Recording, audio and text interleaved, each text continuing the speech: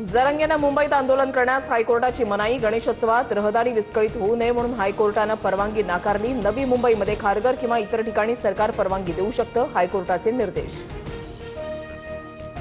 हायकोर्टाच्या मनाईनंतरही मनोज जरांगे मुंबईमध्ये जाण्यावर ठाम। उद्या सकाळी अंतरवालीमधून निघणार। 29 तारखेला आझाद मैदानामध्ये आंदोलन करणारच, जरांगेंचा इल्गार। गणेशोत्सवात विघ्न नको, सणांमध्ये खोडा घातल्यास शिवराय निपात करायचे। नाव न घेता मुख्यमंत्र्यांचा जरांगेंना इशारा। तर आम्हीही हिंदूच, गणेश भक्तांना त्रास होणार नाही, जरांगेंचं प्रत्युत्तर। सरकारकडून न्यायमूर्ती शिंदे समितीला आणखी 6 महिन्यांची मुदत। मराठा उपसमितीच्या बैठकीनंतर अध्यक्ष राधाकृष्ण विखे पाटील यांची माहिती। जरांगेंच्या सगळे सोयऱ्यांच्या मागणीवर बैठकीमध्ये चर्चा। मुख्यमंत्र्यांचे ओएसडी राजेंद्र साबळे यांनी घेतली मनोज जरांगेंची भेट। आंदोलनाच्या मार्गाबाबत जरांगेंशी चर्चा।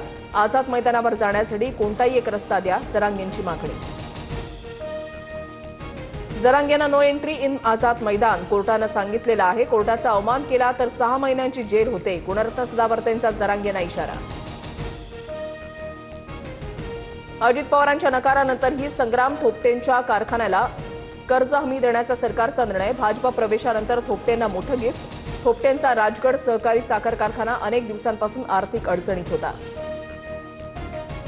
शेतकरी कर्जमाफीसाठी सरकारला 2 महिन्यांचा अल्टिमेटम। 28 ऑक्टोबरला कर्जमाफीसाठी मुंबईमध्ये भव्य मेळावा होणार। ठाकरे गटाचे आमदार कैलास पाटील यांची माहिती।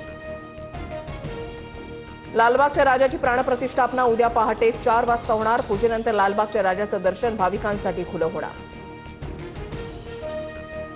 गणेशोत्सव काळासाठी घाटकोपर वर्सोवा मेट्रोच्या वेळेमध्ये वाढ। वर्सोवाहून घाटकोपरसाठी रात्री 12:15 वाजेपर्यंत मेट्रो सेवा सुरू असणार, तर घाटकोपरहून शेवटची मेट्रो 12:40 सुटणार।